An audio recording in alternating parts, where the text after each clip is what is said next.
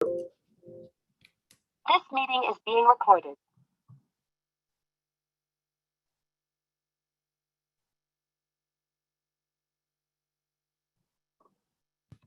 Hi, everyone, and welcome to our session on inclusive disaster preparedness. We have David Whalen, who is going to be presenting. He's worked in the field of disability since 1986, founding disability awareness training in 2004, and he presents across the country. He currently has a contract with the Louisiana Developmental Disabilities Council and is doing in-person training around the state, which I'm sure he's going to tell you a little bit more about that. And David, I'll go ahead and turn this show over to you. Thank you. Wonderful. Thanks, Bambi. Thanks for having me. As Bambi just stated, we are funded by the council.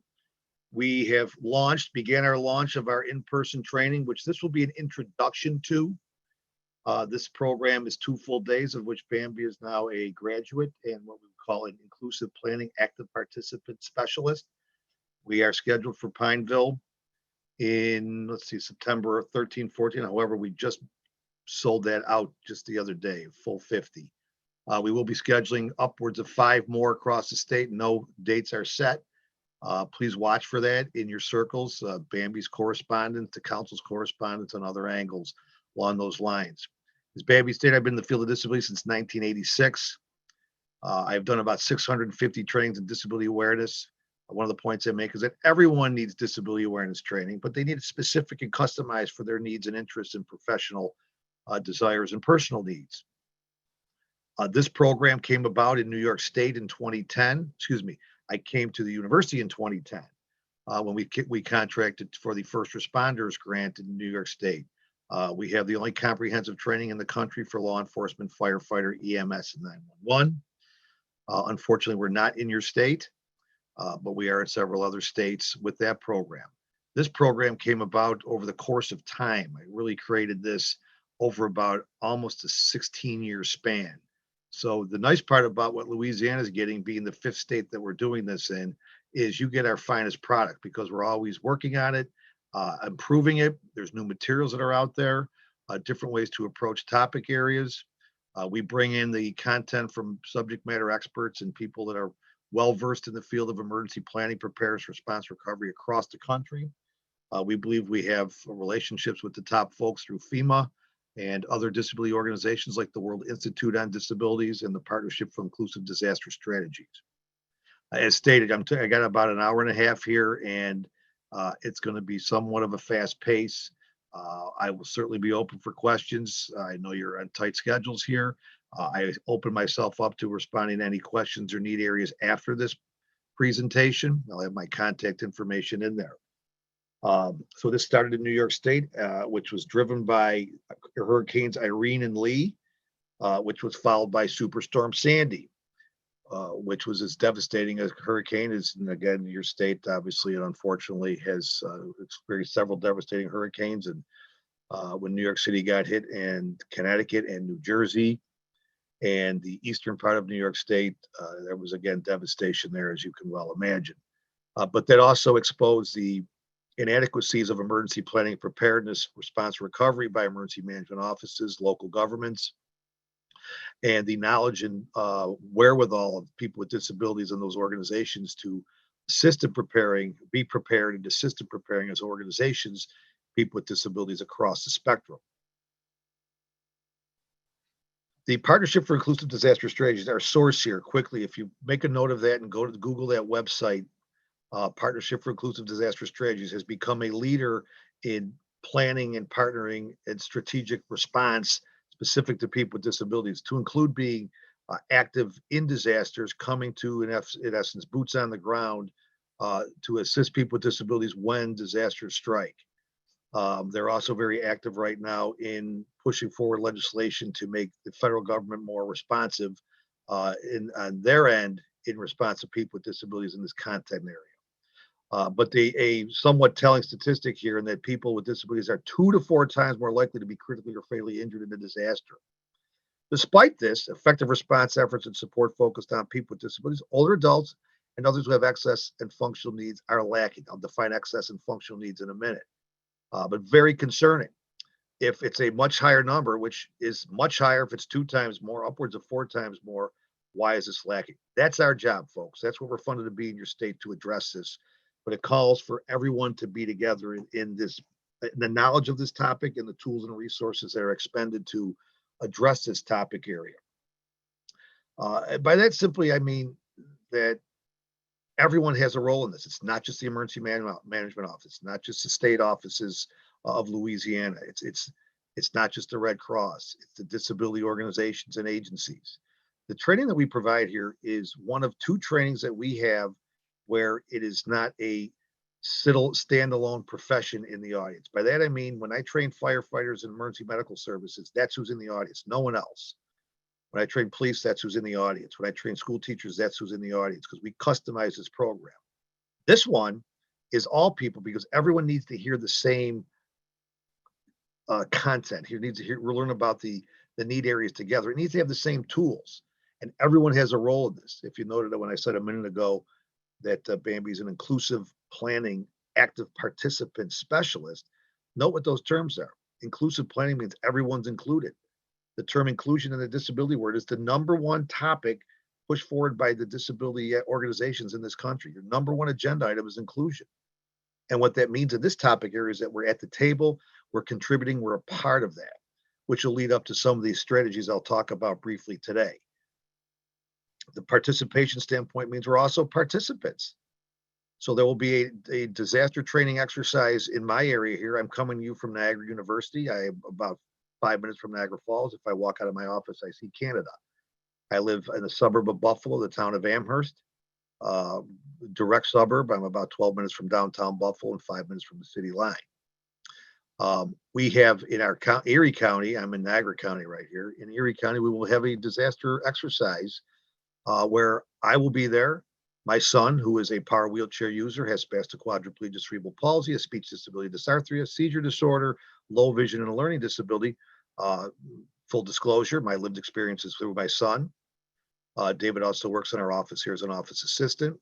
I will be picking up my colleague who is blind and is the president of the National Federation for the Blind Buffalo chapter. Where I'm going with that is we're actively participating in an exercise because that's what it is. It's an exercise. So what is your role and responsibilities in these as well? Actively being involved. And just some of the numbers here, the last census up top there, one of the best places for disability statistics is the Yang Tan Institute at Cornell University. And as you can see, their latest numbers, and latest is going to be about 5 years out, is about 8% of the population in your state, 3%, has physical disability, 3% with some form of visual impairment, hearing loss, 4%, and independent living, the ability to live independently, about 6%. But those numbers go up drastically as we age. As you see up top, almost half the population will have some form of excess or functional need. We'll define disability in a minute, because we don't define disability by the disability.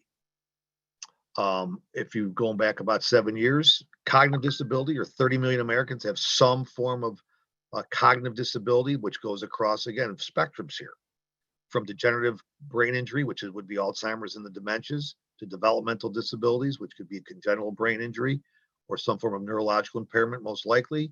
I think that 5 million is a little low, though. I think my numbers would be a little bit higher on that, actually much higher on that. Serious persistent mental illness, or SMI, someone who is functionally limited based on their mental health disorder, which many people with mental health disorders are not functionally limited. And then brain injury, which traumatic brain injury, or which stroke is actually falls under the brain injury category, upwards of 6 million people. So 30 million plus Americans have some form of cognitive disability, which may affect them in their emergency planning and preparedness. This is a group project.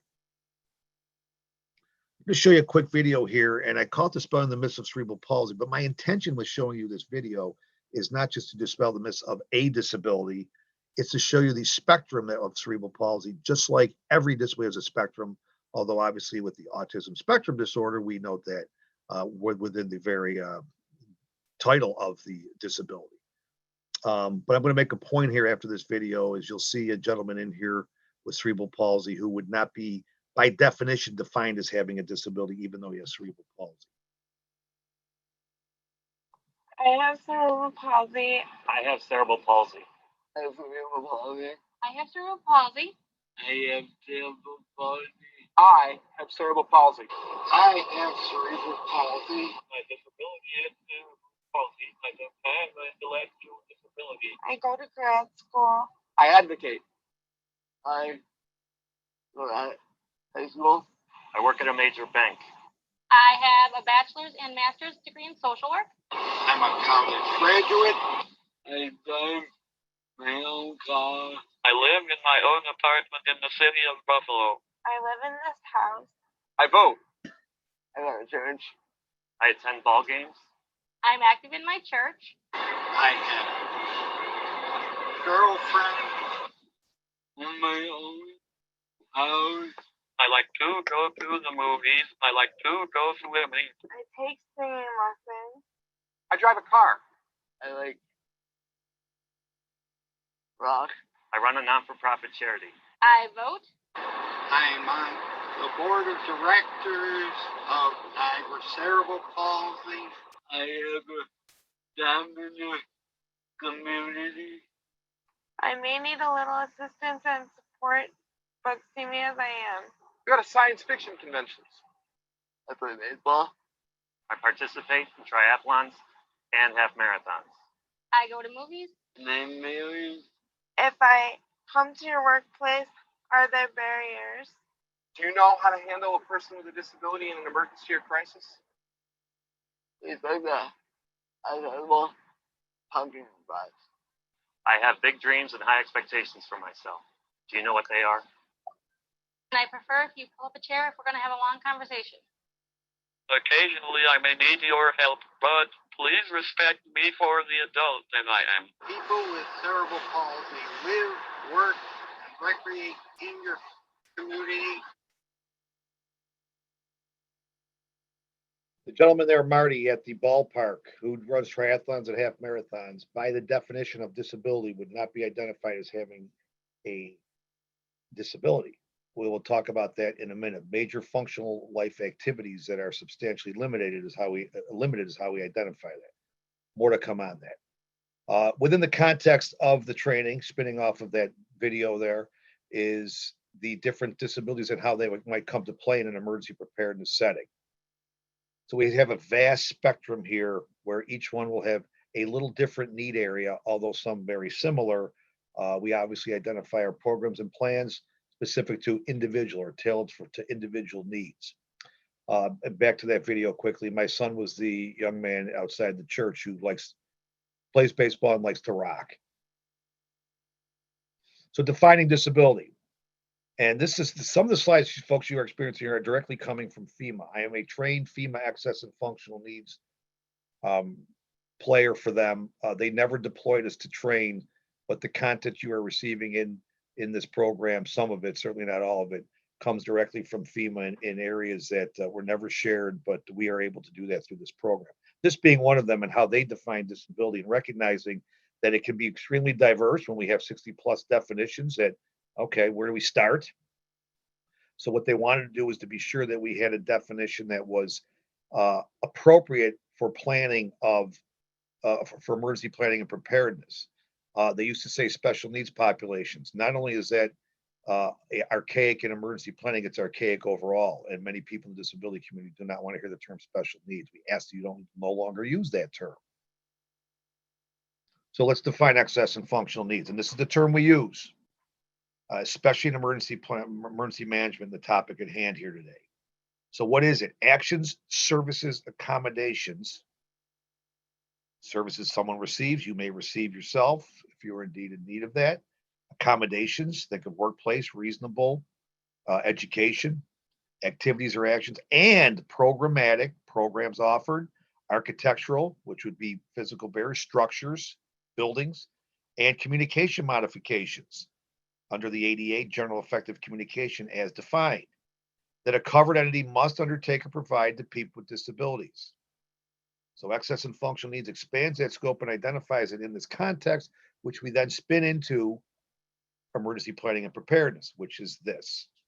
So we look at not just people with disabilities, we look at individuals who are from diverse cultures, races, and nations of origin, understanding different cultures and how they might come to play. When I offered to shake the hand of a Hasidic Jew woman in one of my trainings in New York State, I learned that you don't shake the hands of Hasidic Jew women. Now I know, respecting that culture. Individuals who can't read, have limited English proficiency, or are non-English speaking. Someday in this country, in the near future, Spanish will be the most spoken language. How good are you at speaking Spanish? How good is your American Sign Language? 3.5 million Americans use American Sign Language as their primary mode of communication. That's the fourth most, the fourth most used language in this country. English first, Spanish second, Chinese third, ASL fourth. I just had a meeting this morning with one of our the chair of the Spanish department here on campus. We will now be in time here developing training within our content and on our website for the attendees to learn basic Spanish specific to this topic area. Older adults with or without disabilities, 65 plus. You saw the number at 50%. I have an 84-year-old and 82-year-old mother, father and mother, still very active, still in the community, still driving, still going to exercise every day. That said, will they be challenged in an emergency? Absolutely. Children, period, with or without. Note this last one here: individuals who have economic or transportation needs. Okay, where are we going with this topic here? Well, if we talk about, say, we need people to evacuate an area, well, we started with evacuation with what? Transportation, most likely. Most of us aren't going to be walking. I don't know, a car. And then what? Well, you can get in someone else's car. Who's got room for 1, 2, 3, 4, 5 people, depending on the family or the individuals we're talking about. We talk about sheltering in place. Who has food in their house that lasts up to 7 days of sheltering in place? Not everyone. So the different areas that come to play when we're talking about responding to people in this topic area and economic or transportation needs can certainly be active there. Continuing, women who are pregnant, individuals have chronic medical conditions, dialysis, other need areas, those with pharmacological dependencies, social advocacy and service organizations, Meals on Wheels. We have service organizations on this call, people that rely on that. Let me go back to pharmacological dependencies. A good friend of mine was with him last night. Steve, he has schizophrenia. He's doing great. He relies on his monthly shot that has put him in a spot where he has not been institutionalized in about 5 years. What if he is now separated from that shot over the course of, say, 2, 3, 4 months? Would not be good. And then, of course, people with disabilities. But again, defining that specific to need areas. Marty in the video there, our triathlon runner, he drives a car. He has no cognitive disability. He's fully functional. He has a full-time job. All of those things that come to play. He does not fall under this category. He would not have an access and functional need as defined in this context, but he has cerebral palsy.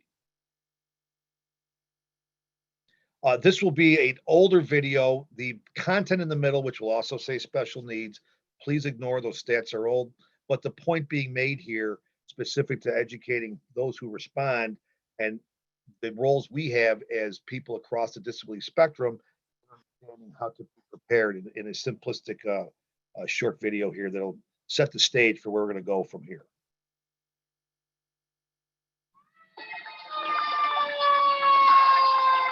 Some incidents and disasters pose a direct threat to the public. And in response, emergency officials may order an evacuation. When that happens, first responders play a vital role in assisting people with access and functional needs. You're going to find people with access and functional needs in your hood and my hood. We are everywhere. We're part of the community, and we are totally integrated. My name is David, and this is my service dog, Hawk, and I'm a wheelchair user. My name is Luke, and I use a communication device.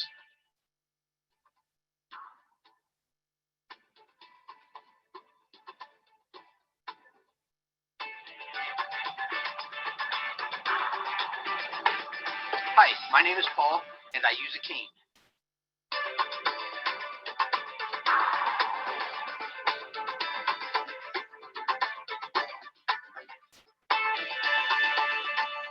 it's really people who have mobility impairments who depend on public transportation to get around, depend on paratransit to get around, and those who may not have cars may have some level of need for assistance, but are not necessarily going to need it to be entirely accessible.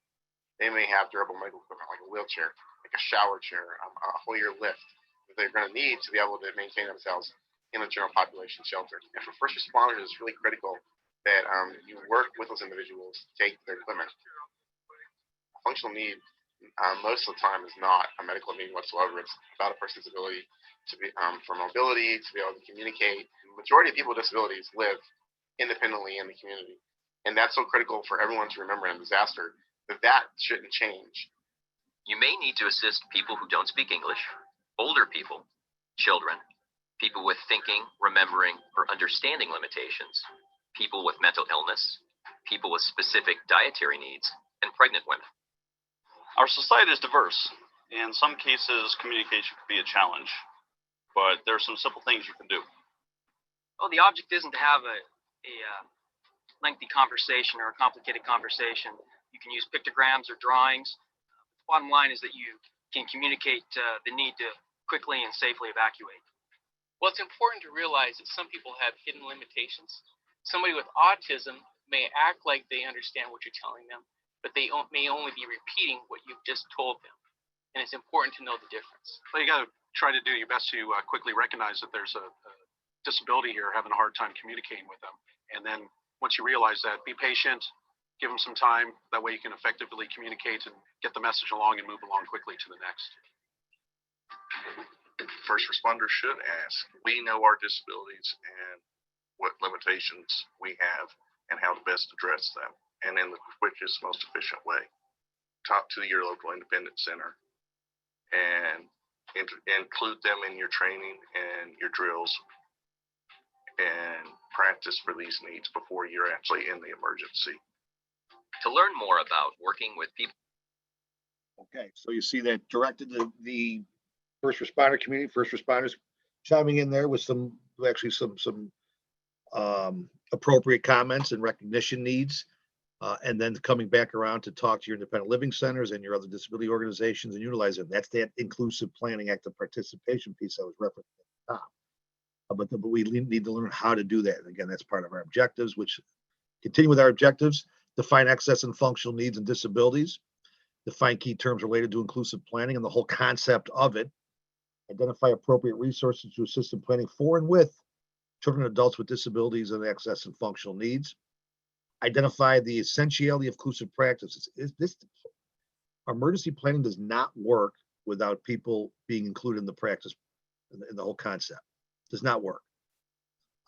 Learn how to incorporate access and functional needs in all phases of emergency management. This is not just a section, for instance, in a emergency operation plan. Parishes and states have those EOPs, emergency operation plans. This is built in throughout. And that's where input comes from in the inclusive side of the planning process. Understand this as it pertains to emergency planning, preparedness, response, and recovery. We're being specific here. Remember at the top, I talked about my customized training, school teachers and bus drivers and first responders, 911, et cetera, et cetera. Same here. We're going to understand this was in this context. It's not going to be an expanded definition. It's going to be a different response, different program, different information that an emergency manager gets and other people with responsibilities in this topic area versus, say, a firefighter or an emergency medical services technician or a police officer, so on and so forth. And we have a federal law, the ADA in emergency management, which is clearly defined in there. But most people don't know that exists, or it's not an easy read. Our job is to simplify that. Your job is to simplify that. Your job is to be a point person for the ADA if you have that talent and knowledge, or where to turn for that. So answering all the questions. And then, of course, personal preparedness and organizational preparedness. If you work in an agency, what has your organization done? If I go to your website and you have a program specific to people, let's say, pick a topic area in general, the Autism Society of America or the National Down Syndrome Congress, can I go to those websites or the local chapters and have information readily available to me specific to planning, the tools and resources? Well, we provide those for you. Bambi has possession of those. All of our trainers that went through the program, all of our participants that went through the program in New Orleans last month have all those tools and information. And that's the objective of us coming in and bringing it. You have everything with you. What is disability awareness? Well, this is what this is. Helps to remove barriers. What barriers are we talking about? Physical barriers. Go back to that architectural that we saw in there. Attitudinal barriers, people's attitudes or lack thereof. And a bad attitude, which really, I shouldn't say bad attitude, not the best way to put it. An attitude that isn't reflective of responding to people with disabilities is actually discriminatory. Discrimination against people with disabilities is called ableism. Someone's an ableist, like someone could be a racist or a sexist. Those are powerful terms. What's powerful in our world as well. If we're not responsible for it, if we're not recognizing our need here, we're discriminating. And the third one would be, from a barrier standpoint, communication, as I've referenced a little bit before. We want to recognize that people are responsible, self-sufficient. Those that have disabilities, they can make their own choices. They can take risks. They can contribute as they wish, and we all win as a country. Disability is the only minority that will be in your life. It's a fact of American life that you will have a family member with a disability. It's the only minority that you can unwillingly join. If you live long enough, you're going to join the club. The quickest ways we join now, besides aging and getting on in later in life, a car accident, which if a disability were to come from that, would be generally traumatic brain injury and or spinal cord injury, or clinical depression. Inclusive, when I say inclusive planning, what is inclusion? We've all heard this term. Let's define it. First of all, who uses the term? People with disabilities and disability rights advocates, not parents, not the government, not educators, not the medical profession. It's a term that's defined by people with disabilities and those advocates. All people should freely, openly, and without pity accommodate people with disabilities without restrictions or limitations of any kind. But we need to have people understand what that means. Restrictions can go a long way. Limitations can be there, and people don't even know they're doing it. Show you this video here to show you what we call intersectionality, the term that recognizes people across the spectrum of marginalization, oppression, and discrimination. So you'll see this in the light of communities in Chicago during the heat wave in 1995, and now what are we experiencing in this country? With climate change, we are obviously experiencing some major issues specific to heat and weather that were not considered even 10 years ago. Were talked about, but not considered to the state they are now. We have new content in our program that addresses actually the heat wave and the challenges with heat now. What's the best way to prepare for disaster? It's a question lots of people are asking these days as the planet heats up and we face one unprecedented disaster after another. My interest in disasters started with one specific disaster that took place in Chicago in July 1995, one of the deadliest heat waves in U.S. history so far. We go to extremes in Chicago, and that's why people love Chicago. We go to extremes.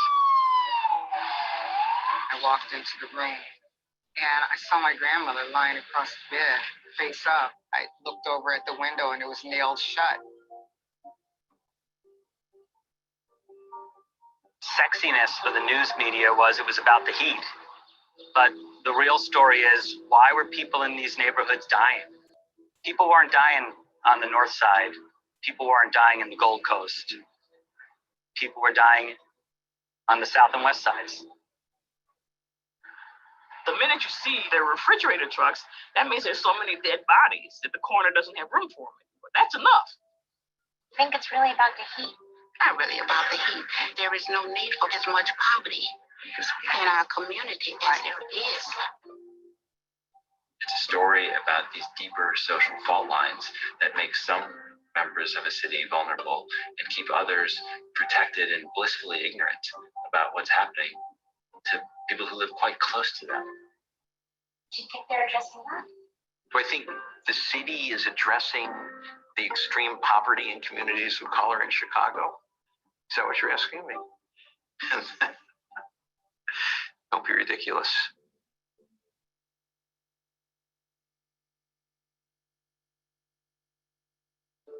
So what's the best way to prepare for disaster? I guess it depends on where you live.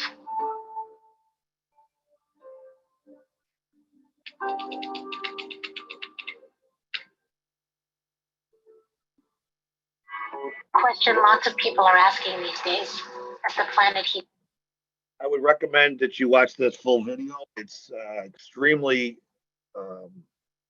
driving and well, it just, when I saw it during the pandemic, there was a webinar in 2020 that I attended and was exposed to this for the first time. It was, we're always learning, and I learned of the discrepancies there in a lot bigger light, and that's when we've added that content to, again, go back to that definition of excess and functional needs when we talk about race, cultures, origin.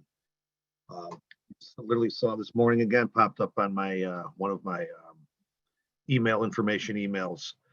The COVID-19 clearly affected people of color and people from the Latinx community at a higher rate than the white able-bodied community.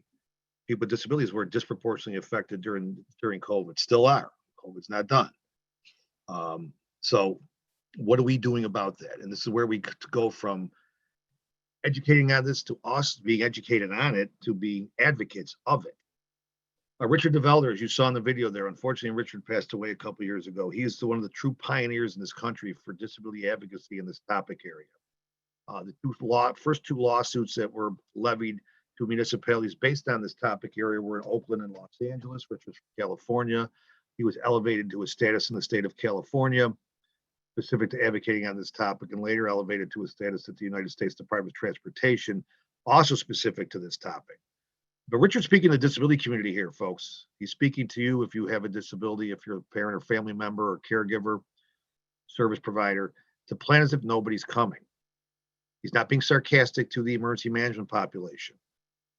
When you talk and look at your emergency management offices and in your parishes and in your regions, your cities, it's not a lot of people. It's one or two people. They are not first responders. The fire department is. The fire department gets involved in response. You'll see oftentimes on trucks it says fire/rescue. Firefighters are doing much more rescuing than they are doing firefighting. But that said, it's inherent upon all of us, disability or not, to plan for the disaster yesterday. If you haven't done it yesterday, you need to do it today. Don't wait till tomorrow.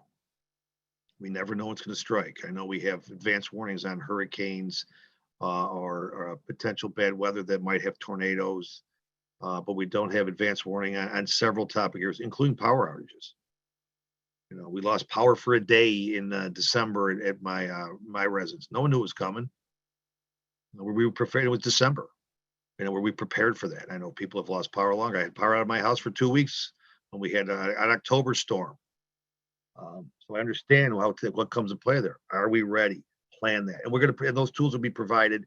I don't think I'm going to be able to put them in the chat box here, at least, but I'll come back around to Bambi to get this information to you. Bambi, I'm referencing the Mid-America Regional Council Personal Preparedness Inventory and others that I'll talk about on here. Self-preservation, the ability to understand what that is. I mean, this is what it's really all about, right? We're self-preserving. We're making sure we're going to be safe in any scenario that could be challenging or dangerous, emergency or beyond that, right? Self-preservation also ties into locking our doors at night, physical limitations that could challenge that. So go back to those 30 million Americans that have some form of cognitive disability. Then individually take a look and say, what's their ability to self-preserve? Physical limitations. And my son knows he needs to egress the house if the fire alarm's going off, but he can't if he's in bed. Sensory disabilities and limitations. Do we have alarms by law, which we should, that are addressing someone who might be deaf or blind, specific to the alarm system with the flashing lights and or the sound?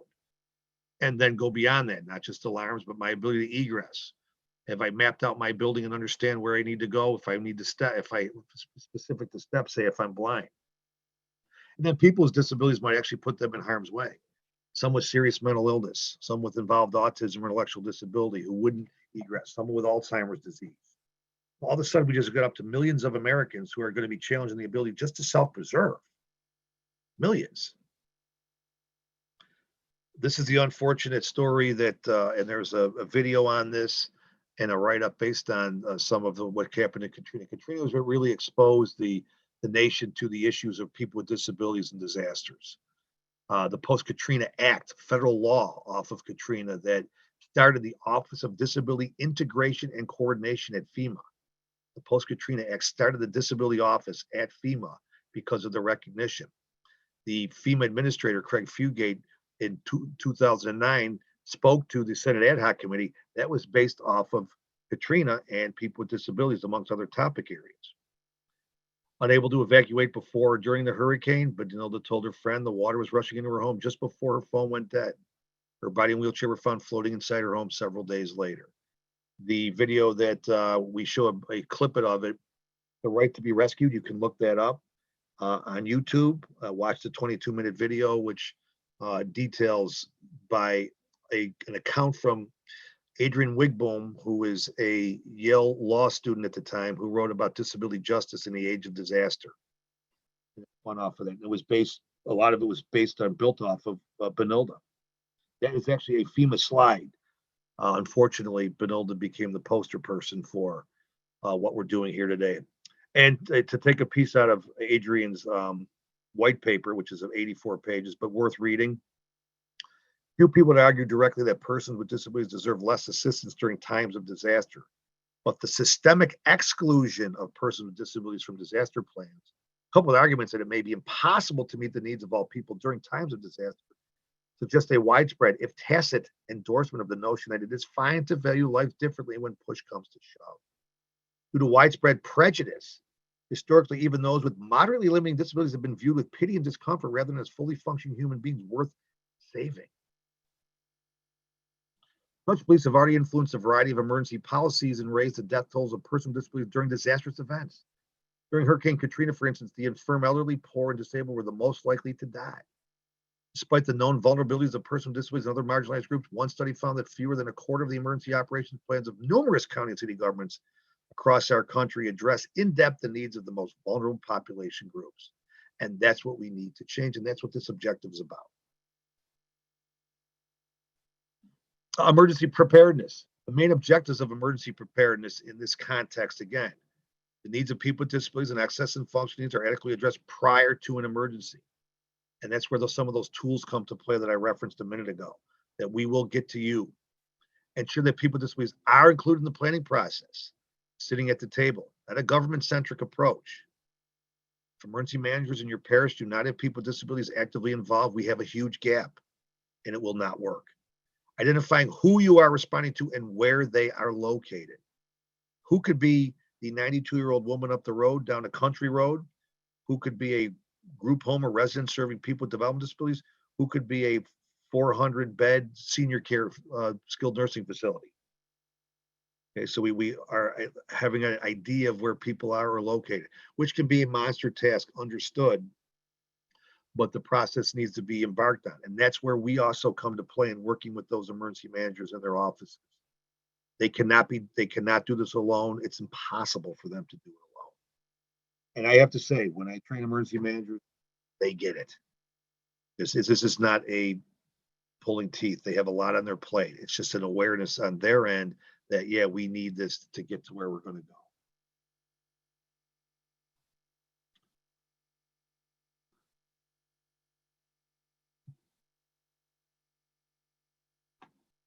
Firefighters, paramedics, and emergency medical technicians deal with people with disabilities every day.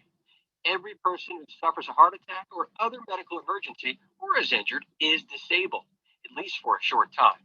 Dealing with people who can't function at full capacity is part of an emergency responder's job. But a certain segment of the population poses special challenges to first responders and demands special knowledge, understanding, and skill. This video is designed to help you, the firefighter or EMS provider, during emergencies involving citizens with permanent disabilities, persons with visual impairments, the deaf and hard of hearing, people with mobility impairments, people with mental illness, and people with cognitive impairments. It will help you learn how to communicate with them, to gain their trust, and to provide the physical help they need. People with disabilities and their loved ones are like everyone else. They're concerned for their safety during an emergency. Oh, my biggest fears in an emergency situation, that they will forget me. So therefore, I need the necessary information so I can maybe generate enough time so someone can come back and get me. When everybody else is leaving, I want to be in that group as well. So I think it's very important that I have the information, or anybody else with a disability has the information, so we won't be a part of that victim list. Unfortunately, a majority of those with disabilities say they do not know whom to contact about emergency plans, nor have they made personal plans for emergencies. That means you, the responder, need to be prepared to rescue and protect people with disabilities in accordance with the civil rights statutes, including Section 33 of the Maryland Code and the Federal Americans with Disabilities Act of 1990. Generally, here is what you'll need to prepare for emergencies involving people with disabilities. Familiarize yourself with your responsive area, paying special note to buildings that house persons with disabilities. Participate in emergency planning for people with disabilities before emergencies occur. During a crisis, try to make accommodations that emphasize the disabled person's abilities. Include citizens with disabilities in the decision-making process, including during the emergency itself. These citizens want to be treated as people, not as objects to be dealt with. They have opinions, strengths, and weaknesses, likes and dislikes. The point being made here at the end, specific to what they need to do, and you see our role here, including people in the process, identifying those residences. Of course, we're not going to adhere to the Maryland statutes, but I think you get the point there. Some of the common miscues that occur: separating service animals from their owners, evacuation chairs in hallways. Are they there? Not being allowed there. The disability community, again, not being involved in the planning process. Whether people should evacuate immediately or wait for first and emergency responders. We have our areas of refuge and buildings and such. But are identified in advance? Is that part of the plan? I've seen several places where no one knows, when I'll ask, no one knows what the plan is specific to someone who would be waiting for a first responder. How many of us want to be waiting when everyone else is egressing if we're not sure someone's coming? And then hidden disabilities, which is about 50% of disabilities fall in what we would call hidden, non-obvious, invisible. Certainly doesn't mean they're not there. Some with mild intellectual disability, some with level 1 or high functioning autism, many people across the mental health spectrum. You don't see the disability, but the challenges may be there. You don't see the dementias, but the challenges may be there. And certainly they're going to be identifiable in discussion or such. So it's not like it's not going to be manifested or present. What might you need? Your durable medical equipment. Again, think of this in your context here. You may be a person with a disability, a family member of a person with a disability, a service provider. These are all of our responsibilities, personally or professionally. We need to be in cue with what we're talking about here and from a preparedness standpoint. We say durable medical. Of course, I got my chair. Well, my son has his power chair. Do I have a backup battery charger? What's in his backpack that would need? Do we have equipment that might be available? What if it breaks down? Is it easily defined on how to fix it in the moment? But I'm going beyond the need to have, say, a durable medical equipment vendor come and fix it. Many times my son's chair breaks down and we're able to address those needs without having to even call anyone. But we need to be prepared for that, aware of what to do there, and everything else that goes with DME. My son uses a shower chair. He uses a toilet chair. He uses adaptive equipment, fork and his utensils, fork and spoon. So along the lines of DME and adaptive equipment, as stated in 3 here, my meds. Are we prepared? My son's Kepper for his seizures. Is that ready to go? Do we have the cap that we can put on it right now and walk out the house? Assistive technology, the needs that come to play with AT. From my hearing aid batteries to my CCTV. And what would I need in that emergency setting? Transportation, a huge challenge, folks. One that's difficult to continue to address, but needs to be addressed. And we do talk about how to do it in the program. It's a process. Transportation's out there, but we need to secure that. Other health and medical needs that might come to play individually. I take meds. What would it be like if I wasn't able to take my meds for the next 2, 3, 4, 5 weeks? And then the technology-related assistance for individual disasters. I'm not going to open these up right now. Many of you are familiar with the Louisiana Assistive Technology Access Network, or LATAN. I believe I'm saying it right. I know I was corrected when I was saying it in the training before. The United States Society for Augmentative and Alternative Communication, and a plethora of communication boards and tools on there.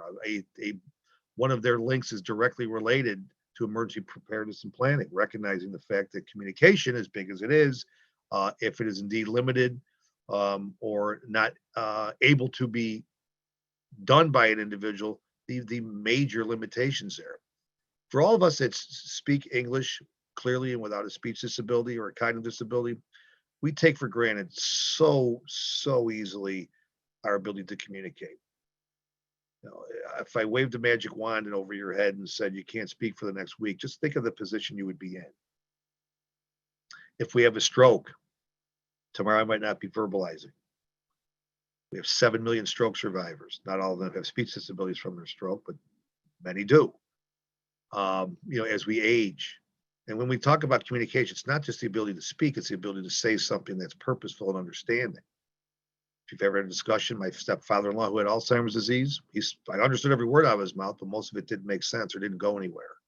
So that's what we're talking about with communication.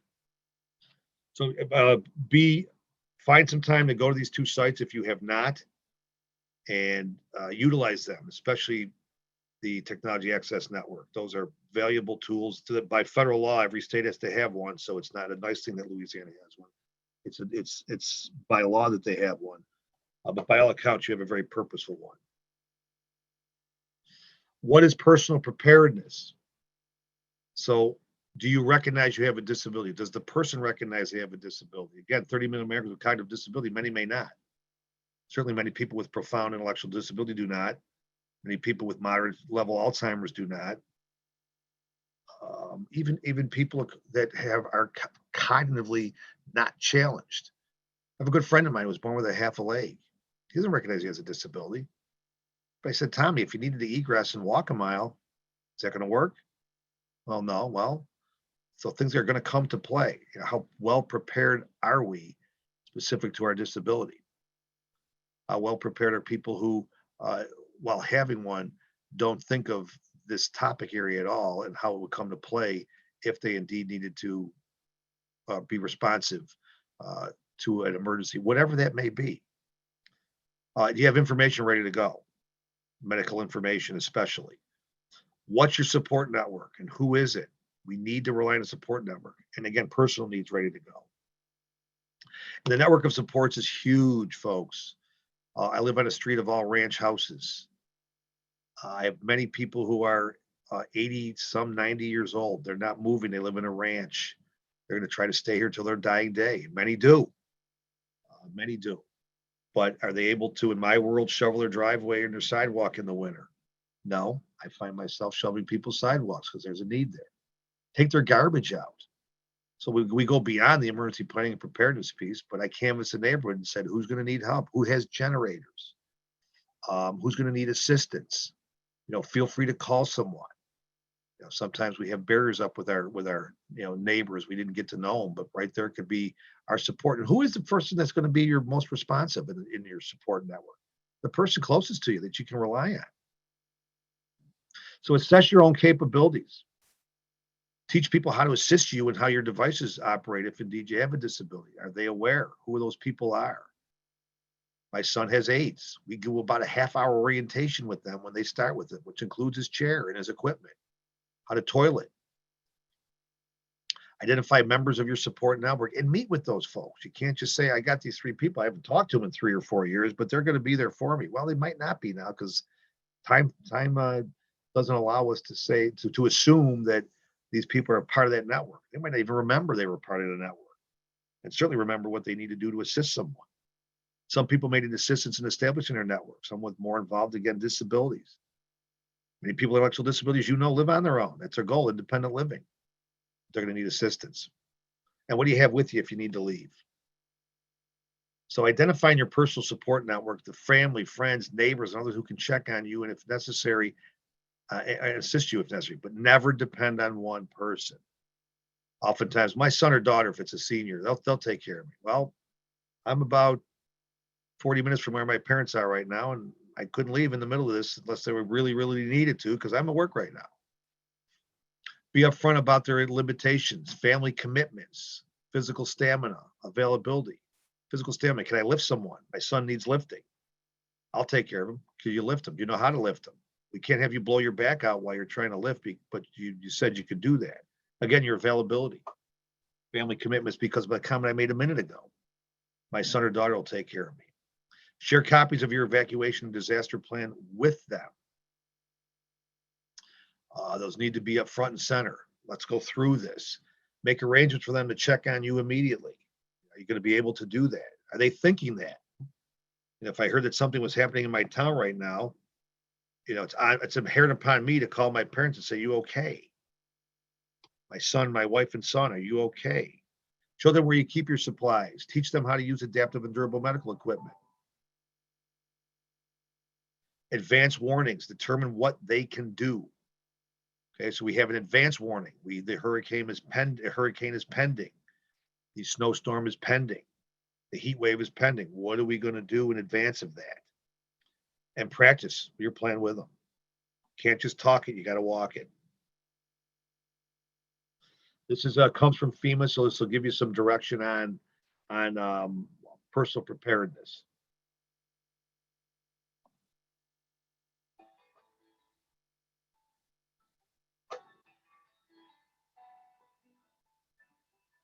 Every individual can take important steps to prepare for emergencies and put plans in place in case of a disaster in your community. If you have a disability or other access or functional need, you may have to take additional steps to protect yourself and your family. People with disabilities and people who have access and functional needs have to take a very proactive position in their personal preparedness. If you think about it, we do it every day. We're ready for the next little disaster that we will face every day. I always say prepare as if no one's coming to rescue you, because the reality is in a moderate or large event, no one is coming to rescue you anytime soon. It may be a very short period of time. It may be a more extended period of time, but you need to prepare as if you're not going to have any of the resources that you might typically depend on. The best way people can start to plan is by looking at the individual parts of their daily lives and figuring out where the potential gaps are. Do an inventory of yourself. Do an inventory of the things that you use on a daily basis to be living independently, and then think about what is essential. Think about the strategies, services, devices, tools, and techniques you use to live with a disability on a daily basis. These may include medications, durable medical equipment, service animals, assistive technology, communication tools, and transportation. You really have to be focused as to what are your needs if you end up going to a shelter for 4 or 5 days, or if you're stuck in sheltering in place because people just can't get to you. What are the essential things that you're going to need to be able to survive? As you think about assembling a support team, you need to be thinking about who are the people in your workplace, who are the people in your neighborhood, who are the people in your community, who might be able to assist you.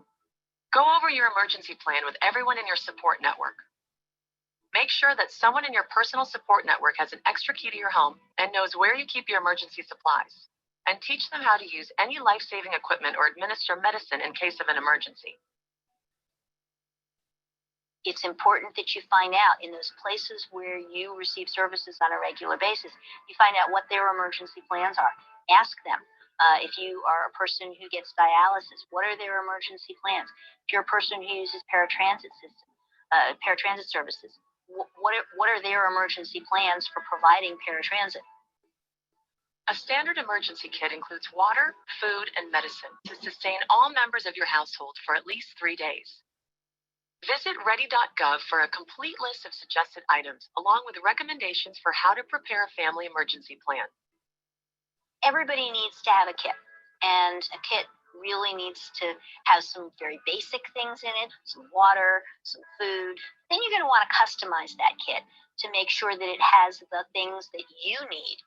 Individuals with access and functional needs may want to consider some of the following items: extra glasses or hearing aids, battery chargers or extra batteries, copies of medical prescriptions, supplies for service animals, and necessary medical supplies.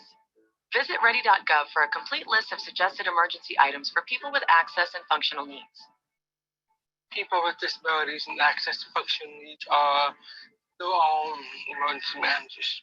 They know what they need on an everyday basis.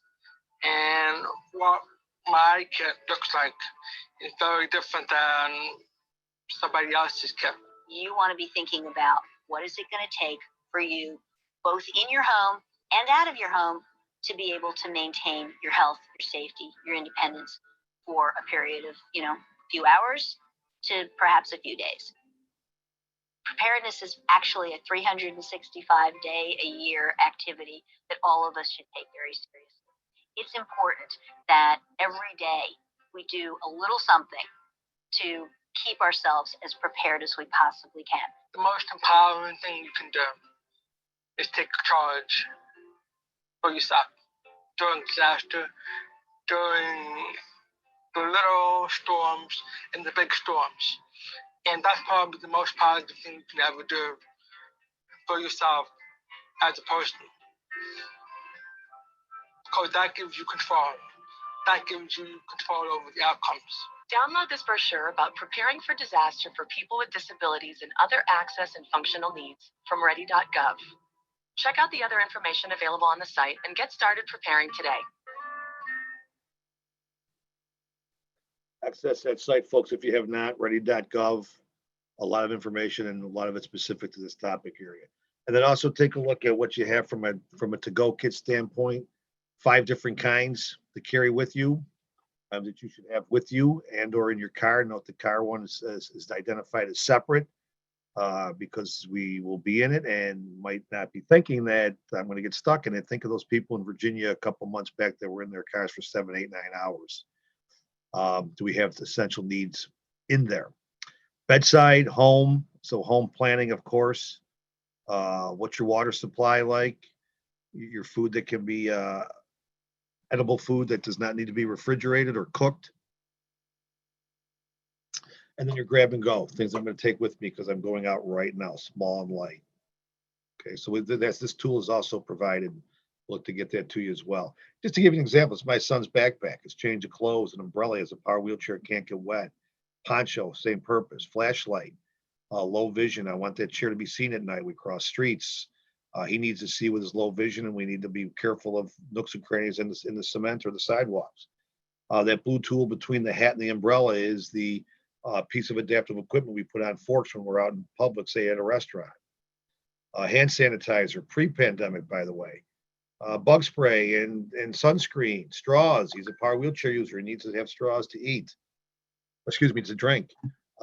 Earmuffs. He has some sensory challenges with people with some people's cerebral palsy, what they call startle effect. So loud bangs when we go to, say, a sporting event, say a football or hockey game or basketball game, horns and buzzers and people cheering doesn't work. He wears his earmuffs so he can enjoy the event. Diastat right there. Someone who has seizure disorder has a Diastat. It's a syringe that goes into the rectum, and if the seizure goes longer than 5 minutes, it basically saves their lives. We never had to use it with them. The tool next to the Diastat and the wipes, that's for his chair. When his chair breaks down or some items that might get loose, screws that need to be tightened, we're not going to wait for the DME vendor. We're going to do it on our own. And last but not least, the red bucket, if you will, to the right. He has a sit-to-stand power wheelchair. How he would urinate in a public setting, public restroom. You can imagine what we end up doing and how that works. So, and this is just a little bit. We have a lot more. And then 211. If you're not familiar with 211, get to know Louisiana 211. It's a great tool, both website and calling it. If you're ever stuck and you're not sure what to do, and this goes well beyond emergencies: food, shelter, clothing, pregnancy, employment, substance use. Mental health needs, evictions, utilities. 211 generally has the answer and should be utilized. Disaster readiness plan. This is a tool that we introduced to Louisiana. We'll be spreading out across several sectors. Bambi has a lot of them. We have now owned possession of this product, and we're going to be sharing it building it into the system. So folks like Bambi and other individuals in those positions, certainly emergency managers, have access to this tool. So when you go through our training, we provide this for you, and then you have the tool to utilize and have people actually do their own disaster readiness planner. And this is what it looks like. There's a guidance tool for the person to guide someone to do their own readiness plan. 4 elements of evacuation information. I'm on the National Fire Protection Association's Disability Accessibility Review and Advisory Committee. So we talk about what is evacuation. It's notification, wayfinding, use of the way, and assistance if needed. So what's an emergency what notifying specific to an emergency? Well, what might that be? What's the way out when we talk about wayfinding? Do you go into a restaurant or an entertainment venue, a music hall, a sporting arena, and know all your ways out when you sit down or wherever you're located?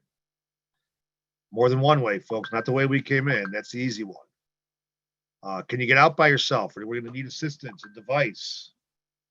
And again, what might that assistance be? So that's how we define evacuation. We've got to look at it personally. And then we look at it personally when we're at certain sites. We have a little rumble of thunder behind me, folks. This is the personal preparedness inventory I talked about at the top here. I think it's the best tool out there for personal planning, and I'm not able to put this stuff again in the chat box. So we will forward this to Bambi, and she can distribute across the attendees of the conference, or however we want to do that. We could also do it just the same. So we'll come together on that post training here. So the 10 areas specific to someone's personal preparedness, your communications, both getting information about hazards and communicating with people. So it's incoming communication and then how I communicate. Equipment, as we've referenced already, DME, assistive devices, assistive technology. Food supplies if I have dietary needs or preferences. Note here it says important not to put it in your kit that are not in your kit. Lodging. When I first came into the state, Teresa Frank from the Development Disabilities Office had noted that people had been planning for lodging as with potential incoming hurricanes and they need to evacuate. But she found people that were planning for lodging that didn't have power at that lodging. So when you're planning for your lodging, your evacuation site, we need to obviously take that in consideration, especially if we need that for refrigeration and to power our equipment, amongst other needs. Medications, what do I take? Can I bring them with me? What can I bring with me? How am I preparing for that? I know it's not easy. Medical treatments, where do I get them? What do I get them? Go back to my friend Steve and his monthly shot that addresses his schizophrenia. People, who's in my life? No translators at the end there if it need be. My care assistants. My son's right now with one of his personal care assistants, not me or my wife. How trained are they? And what's their ability to assist or what to do if we're not there? Pets and service animals, and then again, transportation and clearly identifying alternative providers. Who might that be? Who are we connecting with? And their role, and built into our own inventory, not just discussed. The inventory allows us to map that out. This is a somewhat new video from FEMA on how we prepare every day specific to people with disabilities. You're also going to see some progressive and quite frankly, the right way to communicate. We have a translator, we have a closed captioning, and you're going to see what they call audio descriptions. So someone who is blind or has low vision, they're being explained in the content of the narration, what is on the screen. Take note of that. Double sunlight trees and a wisteria covered front porch. No 2 days are alike. An older woman sorts her medication. So every day, you prepare. A woman who is blind feeds her service dog. For yourself? She places the bowl on the floor and he eats. For those you love? A mother using a wheelchair packs a lunchbox. Her daughter takes it, kisses her, and runs off. For whatever the day may bring. A man who is deaf signs to a loved one and departs. Being prepared is a part of who you are. But in the case of a disaster, preparation isn't always front of mind. In an emergency, when help and resources may not be available for days, Being prepared is more important than ever. It's up to everyone to be informed about what types of emergencies might occur where you live or visit. Knowing the best responses for your personal circumstances is the key to maintaining your health, safety, and independence. Make a plan that covers where you'll go in an emergency and how a personal support network can assist you. Build a kit that contains the specific things you need to survive for several days: food and water, medication and supplies. The older woman assembles her kit. As well as any important documents you may need. She includes a USB drive. Being prepared is a part of who you are, and disaster preparation is no different. The man who is deaf stores his kit in the closet. There's no one more capable of planning for your situation than you. The mother using a wheelchair closes her kit and hugs her daughter. Words on screen. Be informed, make a plan, build a kit, get involved. Ready.gov/myplan.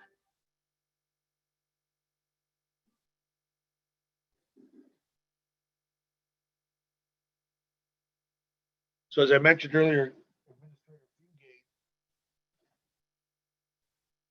speaking to the Senate Ad Hoc Committee, Post-Katrina, my experience tells me if we wait and plan for people with disabilities after we write the basic plan, we fail. I was honored when FEMA invited me to the White House for the historic signing between FEMA and Administrator Fugate and the National Disability Rights Network. And what that signing represented was a recognition that we will be respecting disability rights and working with the disability community. And that's really a lot of what's also transpired to what we're doing here today.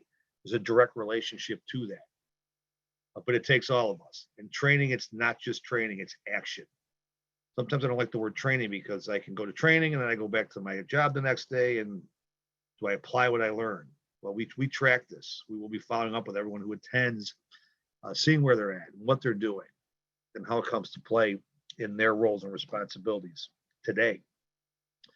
The New York City lawsuit, the judge made this comment. Unfortunately, despite the obvious importance of accounting for unique needs of people with disabilities and planning emergencies, New York City's emergency plan, like many state and local emergency plans throughout the nation, failed to do so. He's recognizing, hey, I know you're not, you, New York City Office of Emergency Management and personnel, elected officials are not the only ones negligent to proper planning.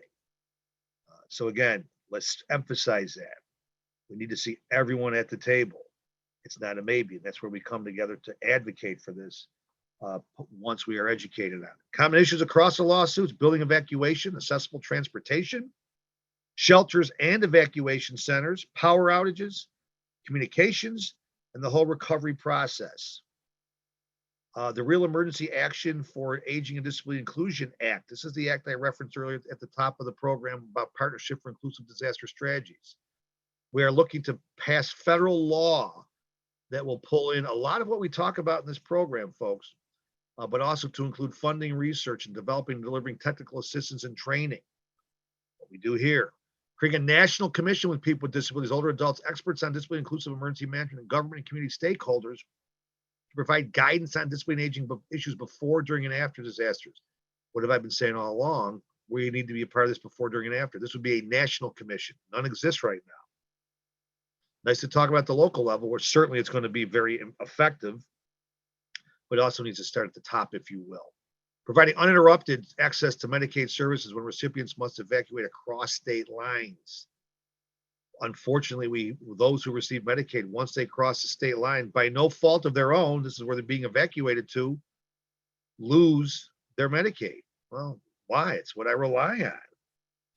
Department of Justice review of the ADA non-compliant settlement agreements and the government accountability review of federal funds expended in disasters to ensure that they're complying with the Rehabilitation Act requirements. The money being used appropriately. Then the Disaster Relief Medicaid Act is basically what I just said about the Medicaid following the person. So these two are kind of hand in hand, and any advocacy you can do, call your elected officials at the federal level now and ask them to push this. That's how we advocate. It's not going to happen without us. Disaster Relief Medicaid Act, and I'll go back here, take your notes. The Real Emergency Action for Aging and Disability Inclusion Act. which has its own website now. So the Ready Act. Inclusive planning, people with disabilities and access and function needs are at the table. Talked about this at the top. Emergency planning councils and committees have representation of people with disabilities, and no plan has a whole and annex. It's all inclusive. It's throughout the plan. The active participation means that all accessibility reviews are conducted with people with disabilities. And wouldn't anyone want that? Does an emergency manager really want to go try to do an accessibility review when he or she is not versed in the topic? No, they welcome us coming in.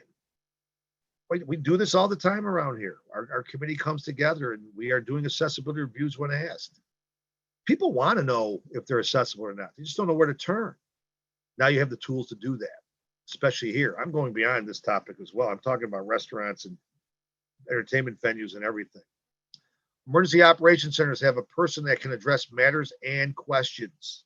Someone in the EOC must be a representative of the disability community, the independent living center, the ADA coordinator.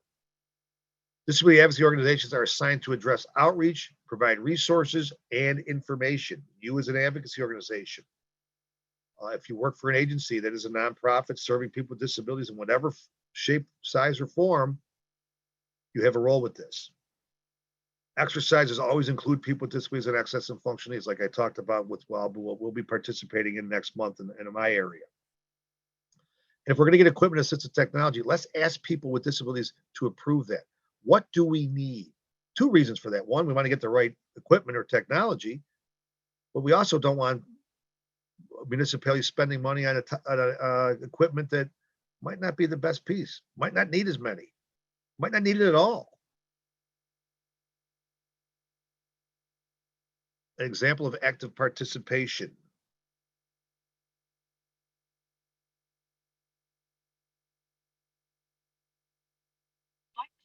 About a friend of mine. She's blind. She has a master's of divinity from Harvard. She has loads of experience in pastoral care. She took me up on a dare and went to her local Red Cross chapter to inquire about becoming a volunteer. The folks there clearly had no idea what to do with her and finally told her they didn't know what kind of work they'd have for a blind woman. What might the chapter interviewer have done differently to improve my friend's experience? Chapter interviewer could have asked the volunteer about her work and life experience, or how she felt she could be of the best service to the Red Cross and our clients. The interviewer could have talked with her about disaster spiritual care work and how it might be a good fit. The interviewer could also have asked about how my friend would get to the chapter or perform tasks assigned to her. Maybe she'll need another volunteer to pick her up and drive her to the chapter, or a screen reader software installed on a chapter computer she'll use to do her work. Both of these are reasonable accommodation requests that are easy to implement. Here's an update on my friend. She went back to her chapter, and after a much more successful conversation, she recently accepted the volunteer position of Regional Disability Integration Specialist. A happy ending there, but understanding what can be done. She clearly would serve a purpose, and obviously it was figured out across there. So we want to be able to outreach effectively. I have 15 minutes left here. So understanding what outreach is. Do we have a strategy for that? Are we identifying the groups across the spectrum? Are we, I would say, is it optimal? We're reaching as many people as possible in a constructive way. Identifying who we're going to outreach to include self-identification. What might my needs be? But what are these groups that we are outreaching to? And what is their role and responsibility in that? I know our websites read. Do our websites have information right now on emergency planning and preparedness, disaster planners, who to reach out to? Some of the videos we showed on this so far today, utilize those. Have a section on your site, or check websites, including your parishes or your cities and your state's website to see if they have information on this topic. I've done that. I've made my comments. I'll be following up on some of the areas that need improvement. And there you have some very good practices just the same. Media campaigns. You see the ready.gov media campaigns, for instance, with FEMA. What are we doing locally? Presentations before community organizations. Let's get in front of people, especially people in the know, and go to that group that has a evening group, support group, organizations and agencies that could pull people together in a constructive way, and we can have an audience of 30, 40, 50, 80 to learn and hear about this and walk away with tools. Direct mailings. Simply sending a mailing out. What have you done? How's your outreach? Here's what we do locally in our parish specific to people with disabilities or in general in the emergency planning. Being at health fairs and partnering with those disability groups. So what, kind of in closing here, a couple closing areas here. This comes from the Center for Independence, the Independent Living Center in Manhattan, New York City. And this was one of the things they developed after the lawsuits, specific to educating people with disabilities on how the process works. So we start with emergency communications. Who's responsible? The municipal government is, the fire department, emergency responders, your Office of Emergency Management, and FEMA, kind of a hierarchy here. What are they supposed to do? Well, they're supposed to have it in all forms of communication, not just in English or written in English or spoken in English, including news and media, sirens, and from vehicles. We have a first responder vehicle going down the street saying everyone needs to evacuate. Well, the people that can't hear it aren't going to be evacuating. State agencies must inform you of their emergency plans and update you on current happenings by making announcements on various forms of media, including radio, TV, and social media. Facebook pages are widely used by municipalities now. FEMA uses an emergency alert system as required to provide audio and visual information. Continuing on communications. What can you do then? Contact your local municipality before an emergency. See if they have it in alternative formats. You ask your local TV and radio stations whether they use closed captioning and ASL interpretation when they're airing emergency messages. Don't just leave that up to the municipality to expect they're just automatically going to make sure that the local news, they don't have to do that. They're not employed by them. But if they hear it from their citizens, from their listeners, and from their viewing audience, it's going to make a bigger difference, folks. Contact your state and local or parish OEM on what kinds of messaging they do use and whether you can access their methods of communication. Talk with your friends, family, and support network about how to contact you and share information, to include if power is lost. Key piece there. Specific to evacuation, who's responsible? The local localities collaborate with the state OEM, the parish OEM, and FEMA. What are they supposed to do? They're required to make the public aware of foreseeable emergencies, when it is necessary to evacuate, what areas must evacuate, the plan for evacuation. The state can then call on FEMA to assist. FEMA staff who have disability integration specialists and advisors are trained to accommodate people with disabilities. Explain from your standpoint, explain your needs clearly and address them in advance. Go back to what we said about personal planning, what we saw in a couple of the videos so far. Specific to transportation, the state and local government, FEMA have called in through the U.S. Department of Transportation and their responsibilities. What are they supposed to do? State Office of Emergency Management, in conjunction with the local governments, to provide public transportation options. In an emergency, indicate the current state of it during an emergency. What is happening? Where's the pickup points, embarkation points, staging points? What can you do? If you need accessible transportation, contact them and make sure that that is going to be in place. And then sheltering. Who's responsible? Red Cross, local emergency management. Red Cross has a bigger role with that, but they work with the municipality. What are they required to do? Provide accessible shelters, which include communication options, the ability to access medications, power for equipment, dietary restrictions on it, accessible restrooms and cots. What can you do? Talk to your local emergency management office to discuss these shelter options. Is it accessible? People with disabilities have been trained in how to assess in its assessment, in its accessibility. Talk to your independent living center or the disability organization to work with them on that. I'm going to skip this one. That is our former FEMA Office of Disability Integration and Coordination Director, Linda Mastandria, but we're going to move on from that, sake of time. So quickly with the ADA, we have a civil rights law that must be adhered to. Its anniversary was 2 days ago, 32 years. It's illegal to discriminate against people with disabilities, and state and local governments, Title II, fall under that, and they fall under that in the emergency management realm.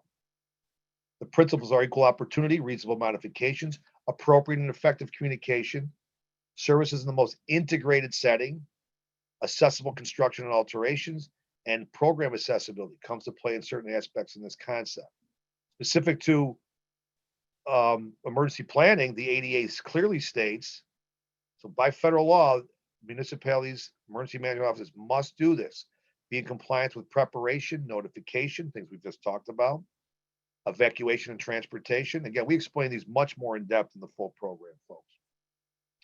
Sheltering, first aid and medical services, temporary lodging and housing, transitioning back to the community, cleaning up, and other emergency disaster related programs, services, and activities.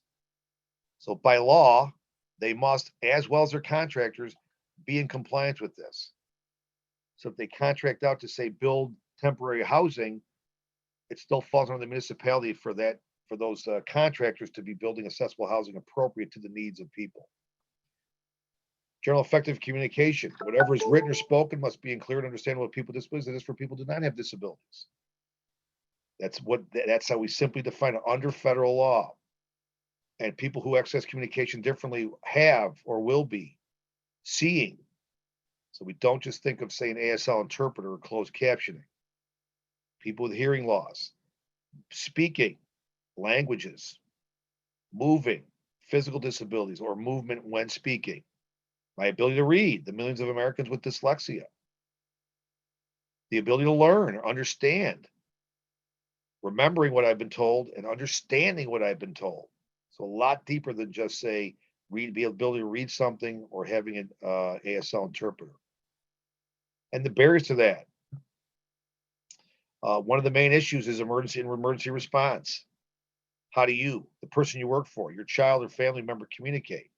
What are those modes of communication? Explain that. ASL, picture board, communication boards, augmentative communication, receptive and expressive language defined. Is it clear?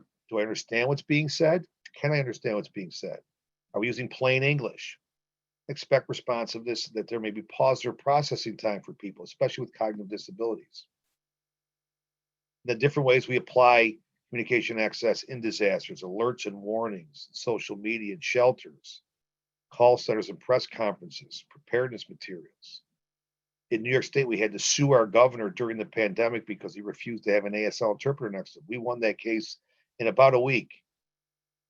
He thought it was annoying to have an interpreter next to him. He's no longer our governor.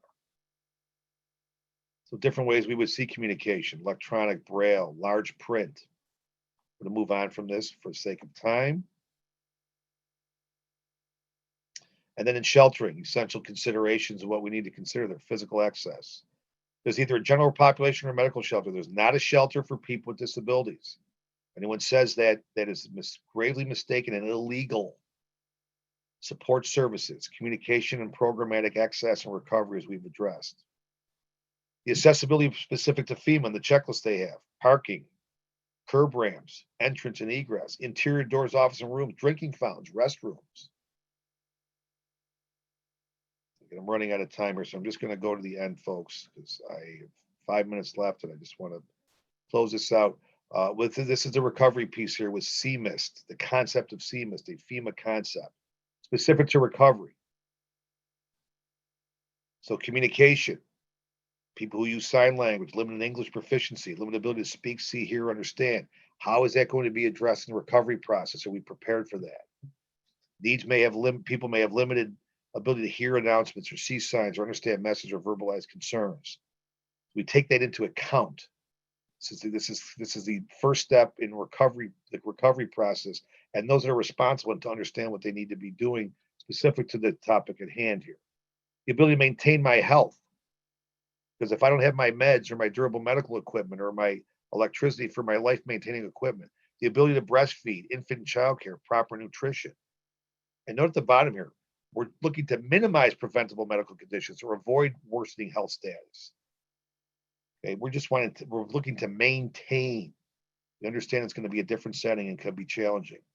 We want to maintain our independence. We're going to need our mobility devices or assistive technology or communication and vision aids or service animals. And we want to be safe, safety, support, and self-determination. People could be challenged if they're separated from their caregivers. My son's going to need assistance. What's that going to mean specific to his safety and support if he's separated from any of us? People with mental health disorders or those that have already experienced trauma. It's a traumatic event you've just gone through. So higher levels of distress and need for support for anxiety, psychological, behavioral health needs, or trauma-informed approach. And then transportation and the significance of it. And it goes across a spectrum. We take for granted if we drive a car, if we don't drive a car, and we don't have a mobility disability, We can get into a car, but is there room in that vehicle? And keep those things we talked about at the top. And then power issues and how we are planning for that, which is difficult and challenging. We understand that. So what's the plans on that, which is some tools we provide. And sorry for the late rush at the end there. I always try to get in as much as possible. This is my contact information. That's our website. I ask you to go to it. We have Louisiana specific information and links on there based on our contract. If you see something missing, please let us know. That's my direct office line. My email, which I don't have up here, is DWHALEN, DWHALEN, DWHALEN at Niagara.edu, NIAGARA.edu. See up the top here. DWHALEN at Niagara.edu. I'll minimize the screen. Actually, I'll stop sharing. And I'll take any questions while we have a couple minutes here. I see some information in the chat box. David, Kathy asked, is there any data for each state that can be shared? And that was asked towards the beginning of your presentation. Any data specific to I think it had to do numbers? with disability data is what you were talking about at that time. Yeah, so you saw that we showed you the disability information specific to your state from the Yang Tan Institute. You have different avenues of receiving that information. The census, one of them, not the most accurate. So there's the American Community Services, ACS, that has data. What we showed you at the beginning with the Yang Tan Institute. So those numbers were shared. There is more out there, depending on who you talk to and where you want to access it. Okay, and then Jim asked, I've worked with Urban Search and Rescue and FEMA EFS 9 for many years. It is difficult for USAR to handle all disability situations in the field. Our responders wing it and do their best. How can USAR first responders be involved in inclusive disaster prep? Success is setting and exceeding expectations. Yeah, so again, I think it goes back to, again, you're getting that 1.5 hour training here. It's understanding those disabilities, working with those people. That the groundwork that I'm looking to set here, I hope I said here, is that it's going to be part of the plan in its entirety from the beginning to the end. People with disabilities are going to be included in that process. It's connecting with those local agencies. It's a process, folks. It's not it's an agenda item forever. The ultimate goal, which I didn't point out here, is a core advisory group, a FEMA concept, and that CAG will never end. And that's where we're working with those individuals, Jim, so that they are active in providing that information to you. Where are these individuals? What needs might disabilities have? So that better understanding. And again, we provide a 2-day program, and Bambi will tell you, we jammed it in. We could probably do 3 days, and it's always ongoing. So, you know, a lot more than what you received today. But initially, Jim, you start off with identifying those groups in your area and utilizing their talents, starting with your independent living centers. But we don't always assume that the disability community knows what to do here. That's why we include them in the training process. And when I'm in your vicinity, I would highly recommend you register to come to the program. And then another question is, we rely so much on technology today. Would we not be better off to harden, in parentheses, our homes and get generators, solar panels to remain independent while we're waiting for rescue? You're talking about people with disabilities, I assume. Or I guess it could be anyone. It could be anyone, sure. I mean, you have to look at that 2 ways. Ideally, getting a generator it costs a lot of money, so it's an investment. I always canvass the neighborhood. We use our neighbor's generator. We plug into their house to keep the fridge going and whatever else we need. We're exploring putting one in, but you know, you need to save for that. And we are hardly disaster ridden. Best case, yeah. Could you stay? Yes, but we might not be able to shelter in place depending on what's coming your way. So ideally, you know, you look to first see what you could do to shelter in place, and some of the topics you brought up there. Yeah, we would do that. How's your stock of food and supplies as well? What's your water supply? Those are things that we stress right now because we should be prepared to shelter in place first and foremost. But again, you may need to evacuate depending on the circumstance. So I answer that maybe out of both sides of my mouth there, but I think that, it's really twofold. Yes, but be prepared to evacuate. And then Jim also, I think he was responding to maybe to Kathy's question for data search for FEMA, and he puts in parentheses, social vulnerability map, which that's a good tool to use. And then lastly, Okay. Kathy says, I'm working with a family now who has a member with immune deficiencies. They are having significant challenges since Hurricane Laura, and especially now with COVID-19. Emergency preparedness and evacuating can be very challenging for them, especially those in lower economic status. Okay, I don't know if I heard a question in there, but I certainly concur with that. And that's where we're going to get all players involved with the particular need areas. And that's where we want to go back to some of those tools, folks, the disaster planners. I'll also point you to the National Fire Protection Association, NFPA.org, and look up their evacuation tool for people with disabilities, which is going to be aging out. There'll be a new one. But access that because you want to do your own personal checklist.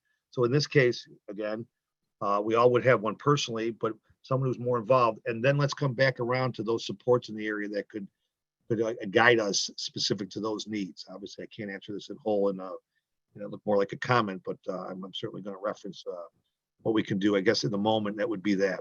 Quickly on the stats as well. The access and functional needs numbers, which I did not bring up, is about 60 to 70% of your community. Just grasp that for a minute, folks. 2/3 of your community will fall into the access and functional needs definition. And if some people question that, let me cut it in half. How about 1/3? Isn't that a lot of people?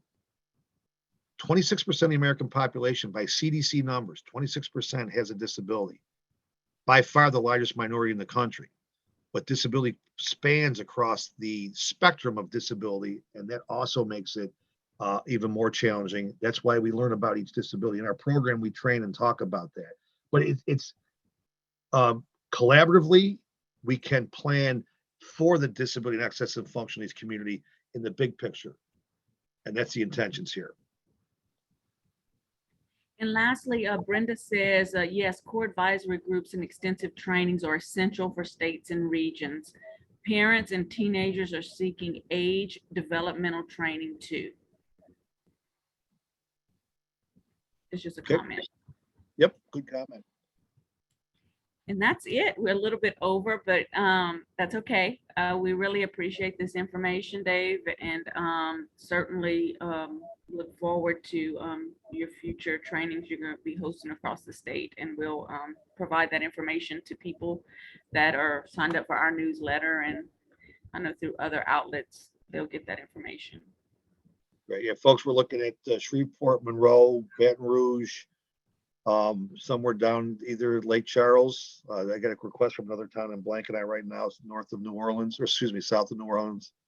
So please watch it. We'd love to see you there. Thanks for having me. If you have any questions, please feel free to reach out. Bambi, let's stay in touch to get those tools out to you to get to the attendees. Okay, will do. Thank you. And our next session starts at 2:30, you guys. Thanks, everyone.